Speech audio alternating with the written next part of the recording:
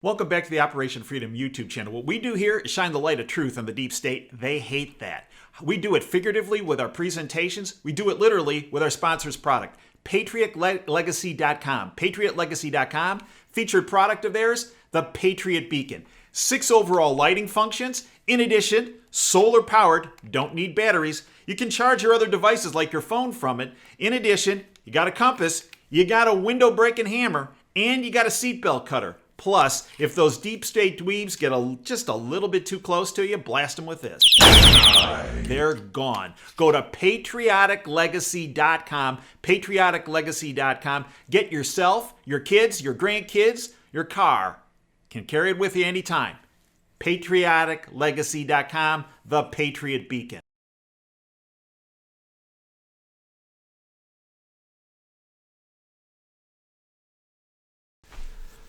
Hi, I'm Dr. Dave Janda. Welcome back to Operation Freedom Briefings. The goal of these briefings and my weekly radio show, Operation Freedom, which airs every Sunday out of the People's Republic of Ann Arbor from 2 to 5 Eastern, is to provide you information that the bought-off, lamestream, fake media, a tentacle of the deep state, will never provide. You can join us for the radio show through the internet. It's live and it's free. Go to davejanda.com. Right in the middle of the home page toward the top, we make it very easy. There's a listen button. Hit that. It'll go to Wham Talk 1600 streaming service, and all you have to do is hit the little play button, the little arrow, and you're good to go. We bring the best guests, I believe the best analysis, and information that the bought-off, lamestream, fake media will not touch. Every Sunday from 2 to 5 Eastern, stream the show at davejanda.com. We're obviously available on this YouTube channel where we upload a couple YouTube presentations every week. And we're also available at davejanda.com, both the free side, the public side, where we upload information on a regular basis. But where the real meat of the matter is on the subscription service with the extra shows, the WTF Geopolitical Show and the Insider Insight Show, where we bring a guest forward. Now, I want to focus today on a topic of conversation we had on this past Sunday's radio show with Barbara Flynn Redgate, the sister of General Michael Flynn.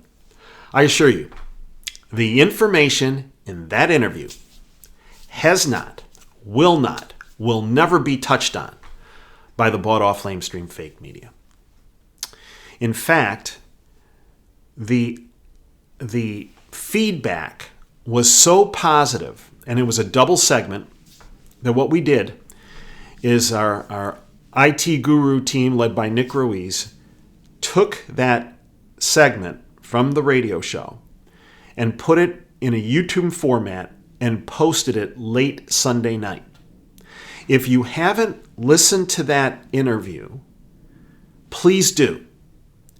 And then once you're done listening to it, it would be very important if you could network that interview to anyone and everyone you know. Barbara Flynn Redgate takes no prisoners. She lays it on the line about how all of this, whether it's this impeachment hoax, the Ukraine hoax, the fake Russian collusion hoax perpetrated against Donald Trump, or the prosecution, and actually a better word is persecution of General Michael Flynn, it's all a deep state frame-up. Fact. And as the days go on, more and more evidence surfaces to reinforce that last statement. Now, there are people right outside the window in People's Republic of Ann Arbor. That's kind of conspiracy theory. Well, it might be conspiracy, but it's conspiracy reality. You know, the term conspiracy theory came out of the CIA back in the 40s and 50s, when anyone that questioned the government, in particular the actions of the CIA, well, they're a conspiracy theorist. And that's what these cats do at the CIA. If they don't like what you're saying and the information you're presenting, they denigrate you. they character assassinate you. They libel you, they slander you, and they hit you with all kinds of derogatory terms so that people cast you aside, marginalize you.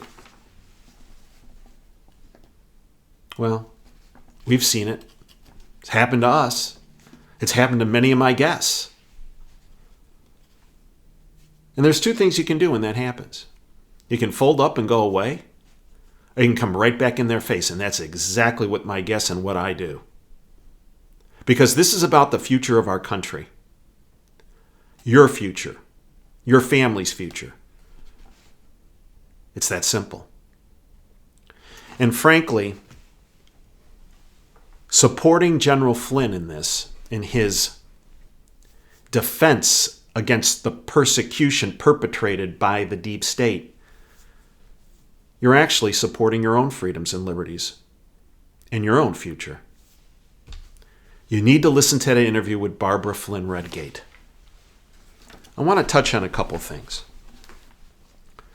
What the deep state did not count on was General Flynn switching attorneys.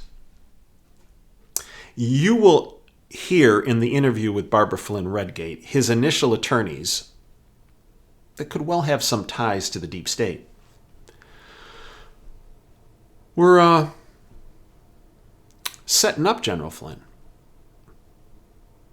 They were part of the problem, not the solution.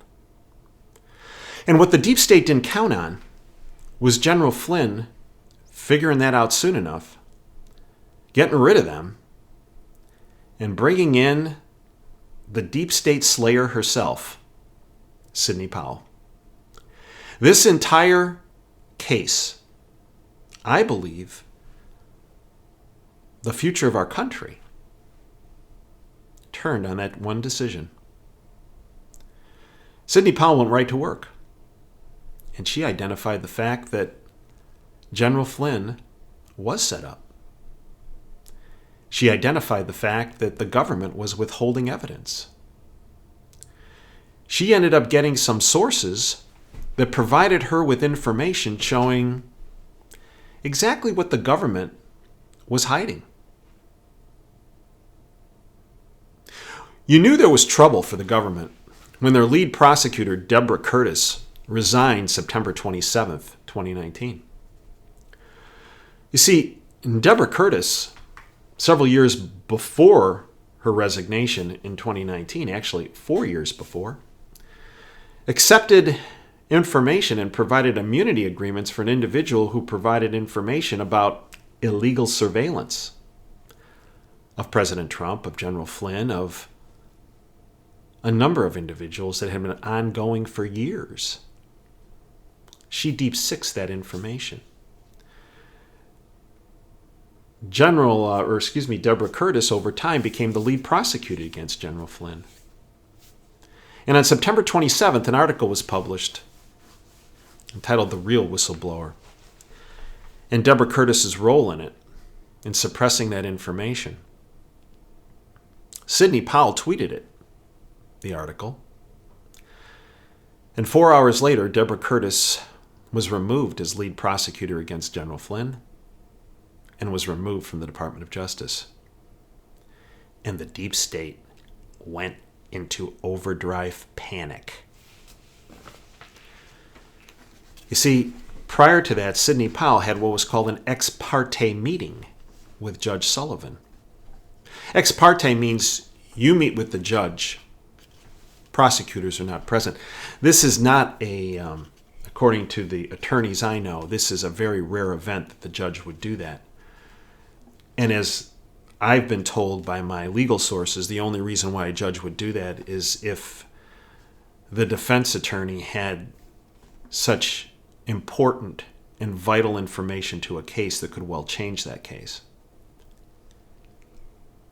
And that is when the case started to turn. And then September 27th occurred.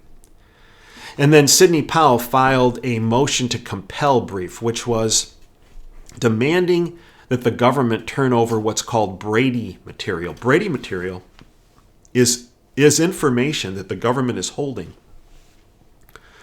that would exonerate, prove the innocence of the defendant here being General Michael Flynn.